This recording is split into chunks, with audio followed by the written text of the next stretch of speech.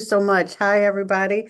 Thank you so much for the invitation to join this expo. Looking forward to sharing some information with you all about crafting a resume that gets you noticed. So I will jump in. So first, just want to let you know the amazing team here at Howard Community College.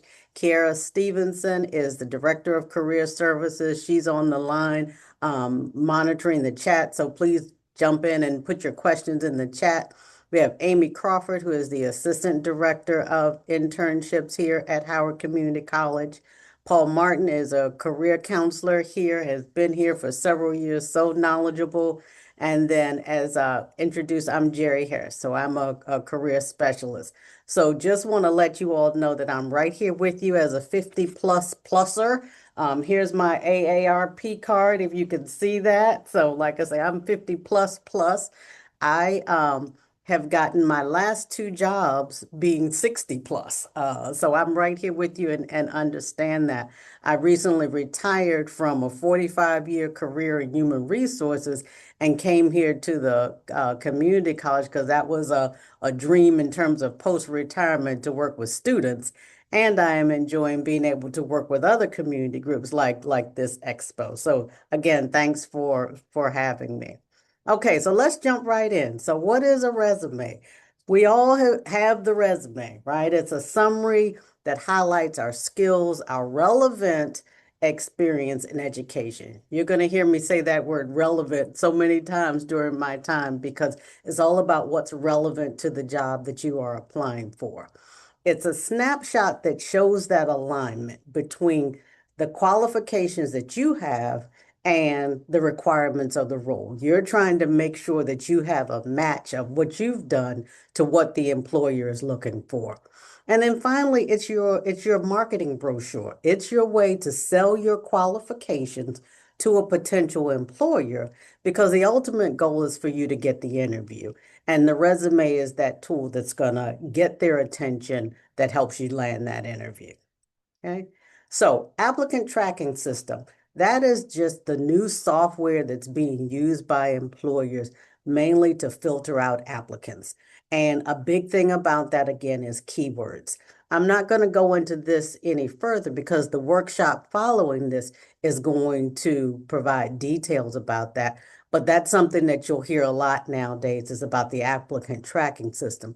That's why when we talk about things like format and keywords, that's so important is because it is going through this software platform. But like I say, the following workshop will speak to that in detail. Okay, so where do you start, right? You have a resume, might need to dust it off, or you're thinking, how do I get through this applicant tracking system? So my suggestion is that there's three things to do to get started on making this resume be noticed. The first is to map the job description to your qualifications. Second step would be to make a list of the accomplishments that you have. You have tons of experience, tons of value that you can bring to an employer. And so you want to make sure you have a list of what those accomplishments are. And then step number three is we'll finally get to the resume to make some revisions. Okay. So the first thing is map the job description to the qualifications. When you see a job description, a job posting that you're interested in, you want to sit down at your kitchen table. You've got that job posting here on one side and your resume right next to it. And the first thing you want to do is look for the matching skills and keywords and experiences. So you are looking at that job description. It says they're looking for somebody that's able to analyze data. And then you're looking at your resume and you actually can go through and mark it up. Where do I have that experience of being able to analyze data? If they say they're looking for someone that writes agency briefs, you're looking at your resume to see where do I have that kind of experience. So you literally are going through and matching those skills and experiences. So for every skill that you have, put a check mark. Get that check mark. Say, yes, I have this. I have this. The next thing that you're looking to do is for every skill that you don't have on your resume, but that you could add, like, oh, yes, I do have that experience. Then you put a little star beside it. That lets you know when I make the revision to my resume, I need to make sure that I am incorporating that skill into my revised resume. And then finally, for all the skills that you don't have, mark an X through. Okay. So you literally are cross-referencing, like I said, that job description to your resume. And what I say is if you meet the minimum qualifications, if you have at least 70% of what an employer is looking for, then I say go for it, right? Go ahead and apply for that position. And the opposite, though, is true. Don't apply for every job that's available if you don't meet the qualifications. You don't want to become frustrated and discouraged from not being able to secure a position. So that's why you have to make that judgment call. And when you do this mapping of your qualifications to the job description, that's a way to remind you, okay, I'm in there. I have 70, 80% of what they're looking for. I'm going to go ahead and apply for this position. Okay. All right. Step number 2 is to make a list of accomplishments. In doing resumes, we probably have all gone through and listed, here's what my responsibilities have been. The recruiters and employers, if it's a job that you've done, they know what those duties are generally. So what you want to think about, what are the accomplishments that I've made in the positions that I've had? So there's two ways to look at that. The first is to think about scope. So scope refers to the breadth and scale of the work that you've done. So here's what you're doing. Here are some examples. You are saying you managed a project that involved migrating a legacy system to a cloud-based architecture. That's big stuff. That's big scope. You process 500 plus invoices weekly with a 99% accuracy, reducing late payment penalties by 40%. Anything that you can quantify, that gives me a scope. When it says 500 plus, we're not talking about 50 invoices. We're not talking about 100. 500 gives a good indication of what the scope of that work is. And then the last example, coordinated logistics for 12 regional warehouse sites covering a 3-state area, reducing shipping times by 15%. Again, I now see the scope of what your capabilities are. So scope is one way to deal with accomplishments. The second way is around results. So this emphasizes those tangible benefits resulting from your contribution. This is kind of the so what of what you've done. So you quickly learned and applied new technology to contribute to a project, and it helped the team meet a tight deadline. Another example, you wrote a script to automate data backup process, ensuring data integrity and saving the team 5 hours of work, or led a team of 5 to launch a new product ahead of schedule, resulting in a 30% increase in revenue. This exercise of thinking about your accomplishment, it requires you to sit down and go back and say, hey, what was the so what? What was the impact of what I was able to accomplish in prior roles? You know, the employer is going to look at your resume for just a few seconds, minutes, right?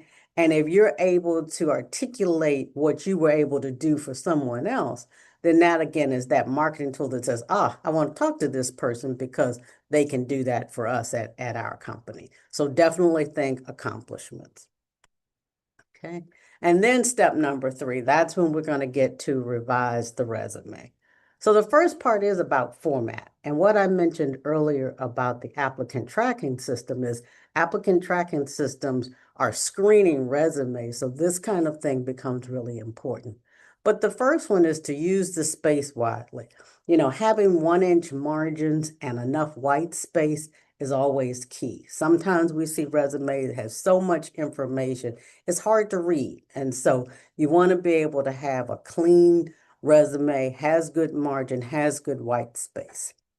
Second is think about the format and the fonts. Some of the modern fonts that are very typical are the Calibri and Arial. Don't use all the fancy Century Gothic, all of those kinds of fonts. Keep it clean. And in terms of font size, 11 to 12 is usually what we would recommend. Okay. Include skills that you have that are on the job description. Again, back to that job description. What are the skills that are being asked for? And a trick that you can use is that you can use synonyms that match those skills. So if the job description is saying they're looking for collaboration, but you have teamwork on yours, those are synonyms. So swap out the word so that it matches what's in the job description. And then this is the heartbreaker, I know. You have to limit that resume to 2 to 3 pages. Days of 4, 5, 6 page resumes are really, really long gone. And that's because recruiters just don't have time to read through all of that. So that's part of what the revision is to make it concise and make it relevant to the position that you're applying for. So format is a big one. Okay. The next thing is language. And that is first, tailor your resume for each new job opportunity. What I would suggest is that you have a master resume that has everything in it, and then you have to tailor the resume for each job that you are applying for. And so you might have multiple resumes. You will have multiple resumes. Depending on what you're applying for, you might have different, if you're applying in different industries or different titles, because you have done multiple things, then you're going to have a couple resumes based on what it is that you're applying for. You want to use action verbs. You developed something, you designed something, you implemented something. Again, that's showing what you were able to accomplish.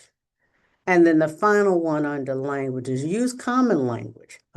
Translate military language into civilian language, or if there's other technical jargon that a recruiter may not know, then you want to make sure that you're making that language clear so that they are able to understand it, and that it's appropriate for the industry.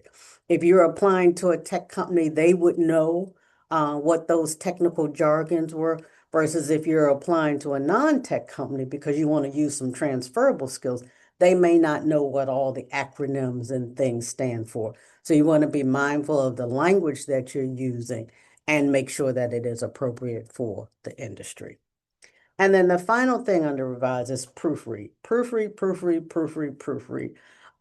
The number of resumes that I've seen in my career with typos or grammatical errors, formatting inconsistency, that kind of automatically kind of puts them in another pile for me because proofreading is so important. You in your resume are saying you have good attention to detail, you have good oral and written communication, but you have typos and grammatical errors in your resume, then to me that doesn't line up. So after you've done your resume, get 2 or 3 people to proof it for you. You know what you think that it says, because you've been working on it. So get some fresh eyes on it so that someone else can give you some feedback and help you proof that resume before you send it out.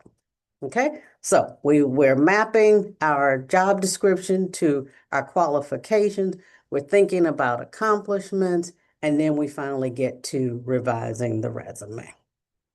Okay, another suggestion I have for us 50-plussers is that we age proof our resume. We want to avoid any unintentional age bias. And so there's several things I think we can do to help with that.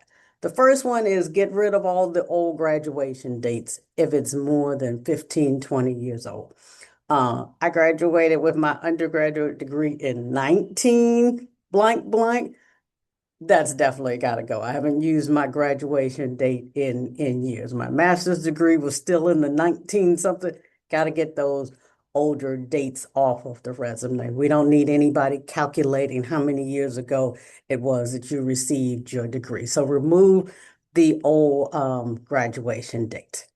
Modernize technology. Highlight your proficiencies in current technologies. Get rid of language that speaks of old software. So instead, use things like Microsoft Suites. If you have experience in Word and Excel and PowerPoint and those kinds of, mention those versus older kinds of programs. Again, we want to get that stigma of, being older out. And so the words that we use around technology are going to be key.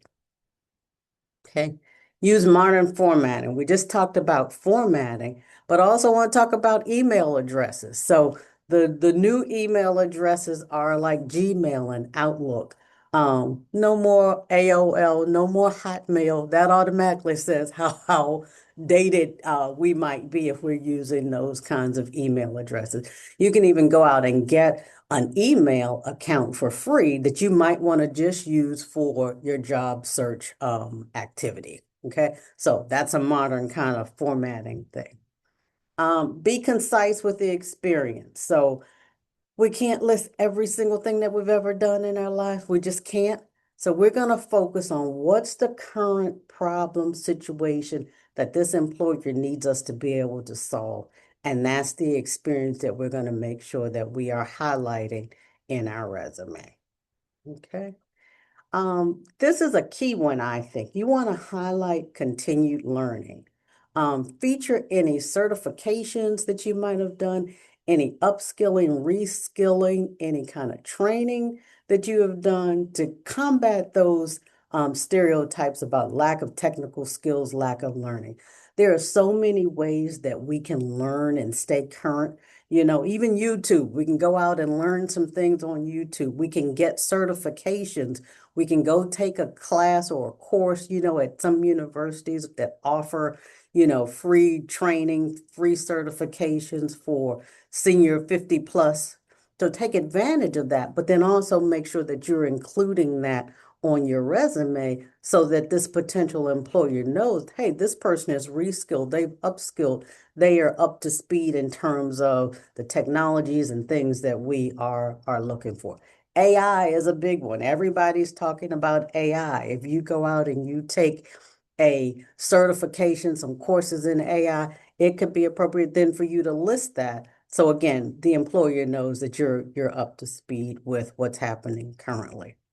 And then the final one is LinkedIn. So LinkedIn has become the thing that all recruiters look at when they are considering employees. And so you want to make sure that you have a good LinkedIn page and that you include the URL for your LinkedIn page on your resume, that URL is a live link to your profile. They're going to go look, they're going to go search you out. So make sure you're providing them that information. And these are just some tips that can help age-proof your resume. That keeps you competitive with other applicants that are also applying for positions. Okay? All right. So let me pause here, Kiera, before I go into the sections of the resume. Any questions I need to address? So I'm answering them, but some of the common questions are around dates of Okay. leaving dates off. Some questions are around how to deal with those dates if they're asked on the application. Mm-hmm. Um, so that's some of the questions that are coming through, but the other ones I've been answering. Okay. So I think on an application, you're going to have to answer that truthfully, what those dates are. If the resume again is your entree to before you get to that, then I would certainly leave those off. But on an application, you're going to have to be truthful in providing that information. Okay. All right. Thanks, Kara. Okay, so let's talk about the sections of the resume. So we have contact information, we have a summary, skills, work experience. Work experience is your professional experience, and it's also an opportunity for you to highlight any volunteer experience you might have that is relevant to the position that you're applying for. Education, and it also can include license and certifications, and then also it can be a section around professional membership and awards. And so we'll talk through each of these. Okay, so contact information. So of course you have your name. Definitely feel free to add any industry credentials you might have. If you're a CPA, a certified public accountant, an SPHR, a senior professional in HR, whatever your industry credentials are, certainly add that to your name. In terms of address, you no longer need to put your full address on a resume. What you would be including would simply be the city and state You're going to add a mobile phone number, no landlines. That dates us, right? No landlines, but you want a mobile phone number. That's also helpful because sometimes you might even get text messages, a text message from the employer. So they're looking for quick ways to reach out to applicants, and that has become a way that they might do that by sending a text message. So put a mobile number, and then the professional email that we talked about. And as I mentioned earlier too, you can have a separate email like a Gmail just for your job search, so it becomes easy for you to go and check correspondence. And we talked about the LinkedIn. So here's just an example: Kiera Stevenson, Columbia, Maryland, telephone number, email address, and then the link to the LinkedIn profile. Okay, contact information. Okay, summary. Recommendation is that resumes have a summary. And what that summary is, is a brief highlight of your experience, the key skills, career goals, and what it is that you can do for the employer. That's what that recruiter is going to be looking at first, okay? You're going to, the same way you tailor your resume for every job, you also are going to tailor that summary for every job that you're applying for. You might need to highlight something different for a different job. Also, then you want to make sure that you don't use these overused phrases like hardworking, like results oriented, without some proof in your accomplishments that you've done certain things. Okay.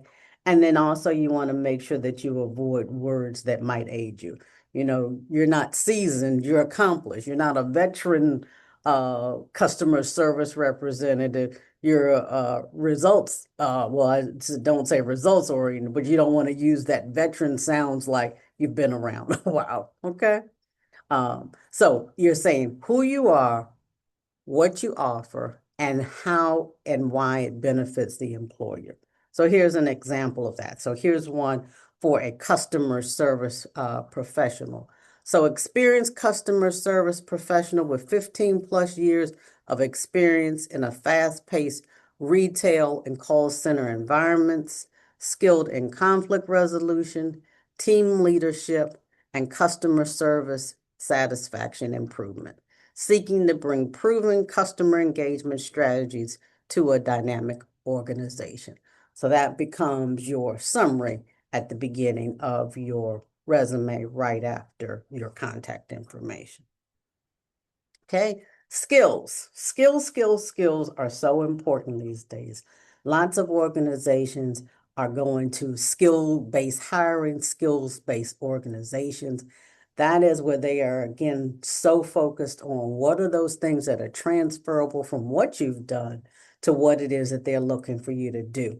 And that's a great place for us as 50 plus candidates to fall into, because we've had this depth and breadth of experience. Those skills that we have mastered become very transferable into new opportunities. So there's two types of skills. There's technical skills and soft skills. The technical skills describe what you know how to do, and they're specific to the job. So some examples being computer programming, data analysis, engineering, nursing, web development, writing, editing, those kinds of things that are critical for that job that you are applying for. The other side of the house are the soft skills, and they describe your approach, your attributes for how you do your job. Those are those interpersonal and behavioral traits. Things like adaptability, collaboration, critical thinking, empathy, organizational skills, strategic planning, communication. Those are those things that you bring to the table that help you do your job. You see the picture down on the bottom. The sweet spot is the combination of the technical skills and the soft skills. That's the sweet spot. I'm sure we probably all can think about somebody maybe who has tons of technical skills, technical expertise, and not so much on the soft side, right? We need both. Or you can't have somebody that just has all of the soft skills and not the technical skills. So both are critical in workforces today because like I say, companies are going to the skills-based hiring. Okay, so think about what are those technical things that you can articulate that you bring to an employer, and then what are the ways of how you work? What are those behavioral traits that cut across whatever type of work you might be doing? Okay, so that's the next section on your resume. Next section then becomes your work experience. What our recommendation is that you use a chronological format where you're starting with your most recent position first and then working your way down. Okay?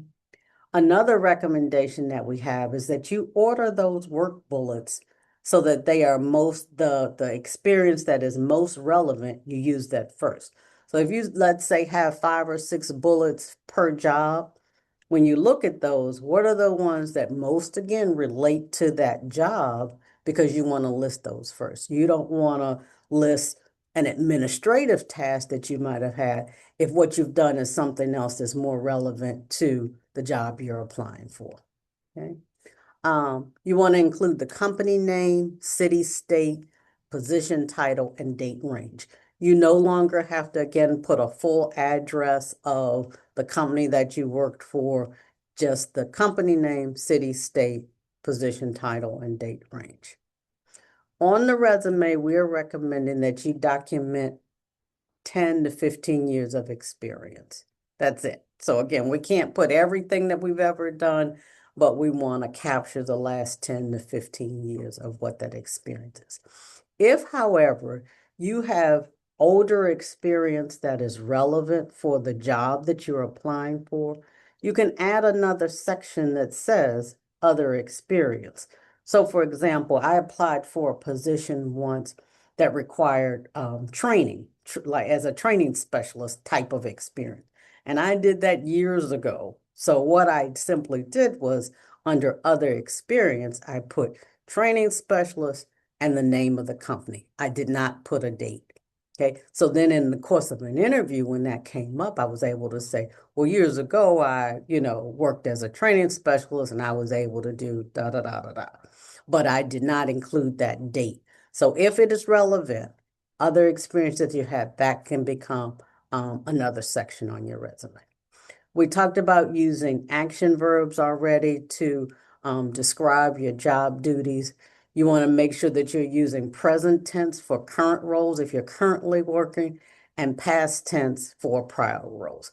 That's a common mistake that we see too. When we talked about the grammatical errors, if you've done that role in the past, then that verb should be past tense. Don't mix the present tense and the INGs and the EDs, don't mix all of those grammatical kinds of things. And then finally, we've talked about in terms of accomplishments is that you want to quantify those. And I think I have 2 more examples. So those accomplishments, that quantifying can be qualitative or quantitative. Okay, so here's one example. Before would be assisted customers with inquiries and complaints. If we quantify that, you assisted 50 customers, 50 plus customers daily, resolving inquiries and complaints with a 95% satisfaction rate. So you've then quantified that. I have a whole lot better understanding of what you were able to do because you've added some quantity to that. Here's another one, okay? You managed a team, okay? Many of us have been leaders, managed teams. This sounds better. Managed a team of 10 employees, reducing turnover by 20% over 2 years. Again, you've given me a better understanding of the scope of your capabilities. So think about, how much, how many, how often, what was the result of that? So you've got your action verb plus the task plus the result, and you're getting numbers in there any way possible that you can. Okay. All right, education. So under your education section, you want to make sure that you spell out your degree. You're going to write it out, Bachelor's of Science degree. You want to bold your degree for emphasis when that recruiter or hiring manager is looking through resumes. They're skimming that. If they have it in their hand, or they're looking on the screen. If it's bolded, that's going to draw their attention so they quickly know that you've met the educational requirements for that position. And then we've talked about age proofing it and taking the dates off if it's more than 15 years old. So you've got University of Maryland, you just need city, state, and then the degree. A note that I have here is about certification. So I spoke about certifications earlier. So if you have certifications, you can combine education and certifications together if it's two or three. If it's more than two or three certifications that you have, then go ahead and make that a separate section. But if you just have two or three, you list your education and then you can list your certifications as well and call that category education and certification. All right, professional memberships and awards. So list any memberships that you have that are relevant to the position. If you have awards that you've received, publications that you've done, then this is certainly a great place where you can add that kind of information to your resume. Okay.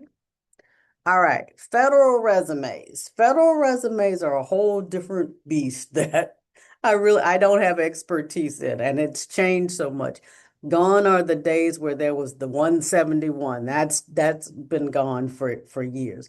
But there also have been changes to the federal hiring process where now the federal government has a two-page limit on resumes. So again, that's another reason why we have to be concise in documenting our expertise and experience.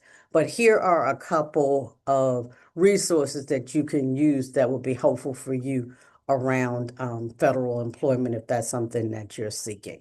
Okay, these kind of guide you through. You see this third bullet is the resume builder that's out there. And like I said, they have gone to a two-page limit on federal resumes. Okay, so think concise, whether it's federal, whether it's nonprofit, whether it's corporate, we've got to be concise in presenting that. So just a couple additional things to avoid. You really no longer have to have an objective statement. Your summary is capturing, again, your key skills and what you bring to the employer, what you want to do for that. Don't use multiple telephone numbers. I looked at a resume actually last week and it had two numbers. It's like pick one, and I want that to be that mobile number for you so that they have the best way and the quickest way probably to reach you. You definitely don't need personal details on resumes, so security number, marital status, nationality, sexual origins, religious beliefs. Um, we did a community event last week. Someone had their picture and all. We don't need those are things that you definitely want to avoid. Talk about the headshot. That's something to avoid. We talked about simple formats. Also, charts and images, those things are not applicant tracking system friendly, so avoid those. Back to that, make it clean, make it simple. Don't do the tables and charts. And then that's an older thing too, where you include references are available upon request. Usually you might see that after you've gone through some hiring, some screening, and some interviewing, and it's at the point of when they are considering making an offer that they then would want to call and talk to your references.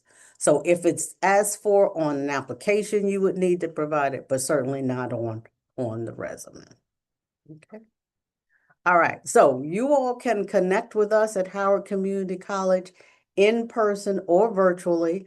I think you all know where we are near the mall, but we're in the Rouse Company Foundation building. Our email address is careerservices@howardcc.edu. But what we also have available for you all is that you all can call and make an appointment to come in to see us. So let me give you that number. And here, if you also would put that in the chat, if you call this number, which is 443-518-1340, and tell the front desk that you attended the 50 Plus Expo, then they will schedule an appointment with one of the career services staff. Normally, our students and community members need to set up a handshake account. We're overriding that for you all on this expo call, but you must say that to the front desk so that they know that you attended and they will schedule an appointment with one of us. So that number again was 443-518-1340. And we know that'll be in the chat, and that will get sent out to everyone as well. Okay, so just one more thing, just want to share some resources. Here are some things about tips for resume, things about keywords. This is a great site. ONET is a great site where you can put in the type of job that you're looking for. It's going to tell you keywords. Job scan is kind of helps you kind of go through and scan how well you match up with something. National Council on Aging, I'm sure you all are familiar with. They have good resources as well as our AARP, right? They have good resources as well. So I'm going to pause there and see what questions there are that I might be able to answer. I think I got through. I have a few minutes left with the time. So Yeah, what else Jerry, do we have? there are some great questions in here. I do want to ask one that I think could be relevant. Someone asked if there's a gap in the work history, Mhm. how can it be addressed on the resume, and in an interview without raising a red flag? So I think that what was the reason for the gap? If you were taking a break, caring for a parent, you might say, take, leave for, a family matter. But otherwise, I would wait until, you were asked that question to explain it. Also depends on how long it was. If you were home, as caring for the home, that's a reason why there might be a gap and you're re-entering the workforce. If you were laid off, if there was the company that I came from, there were periods of times where a contract ended and people were out of work. I think that without going into a lot of detail, that you could have a statement that could say what that absence was for. And so if you feel that you need to address it, if it was a long period of time, I would do it that way. Otherwise, I might wait until it would come up in an interview. Anything you'd add to that, Kira? That's great. The one thing that I did mention was that LinkedIn actually provides you a space where you can add why you might have had a career break. It could be caregiving, different things like that. Mhm. So I know a lot of people will put their LinkedIn link to their resume. So that's Mhm. just another way to kind of quickly mention your career break. Speak to that. Other questions? So one question, I'm trying to get through them all, but one question, nationality can be inferred when one is an immigrant, since much of your working experience would be your country of origin. Mhm. Um, I'm not sure if that's if is that a question or maybe just a comment. Mhm. Um, let's see. Um, One person asked, how do you feel about using AI to help write your resume? I know the next workshop is going to focus on that, but if you want to speak to that. So the next workshop is about that, but what I would say is AI is a starting point for all of the great uses of AI. It is a starting point. You can't just go out have AI create the resume and send it off. You have to personalize it. You have to make it in your words relevant to the job that you did, the industry you did. So starting point to get your thoughts going, and then definitely add your personal touch to that resume.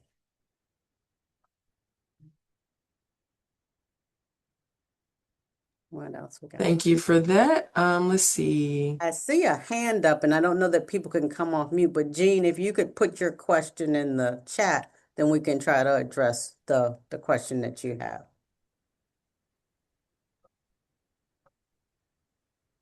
Okay.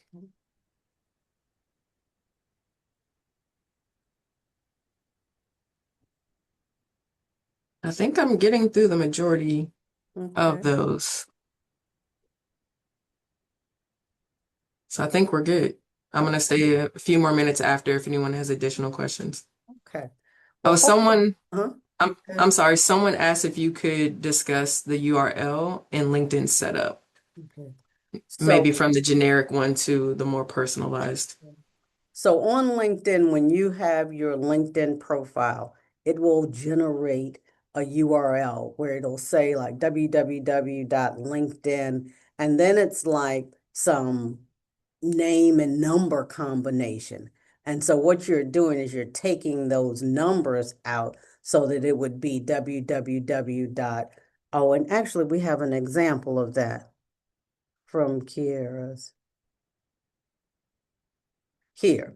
So see what it then would be www.linkedin.com and then your name.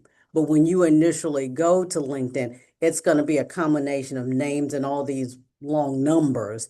And so that's what you are taking out all of those numbers. So then you could just say to someone, my LinkedIn URL is, and you're giving them that with your name.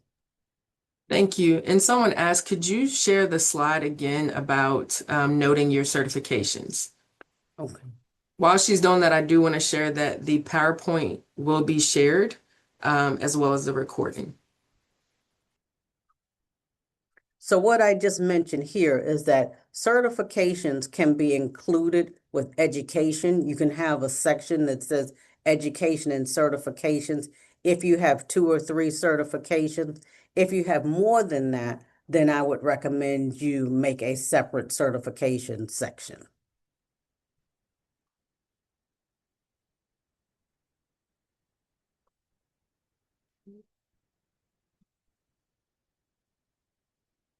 Okay, do we have time maybe for one more and then I'll turn it back over to Ann?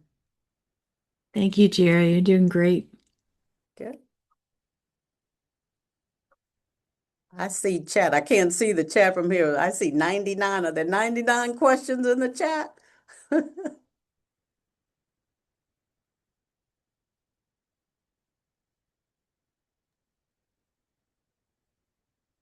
Okay. All right. So again, I will just say thank you so much for inviting us to participate in the 50 Plus Expo. Like I say, I totally understand. I'm totally with you. Again, you can call our office and make an appointment to see one of us on the career services team. Just make sure that you are letting people know that you attended the 50 Plus Expo. Anne is going to send the charts out to you all. And so thank you very much. Jerry and Kiera, thank you so much for being here today. What a wonderful presentation. And yes, everyone, you will receive all this information today. And thank you for being here. We appreciate it. You're welcome. Thank you. Okay.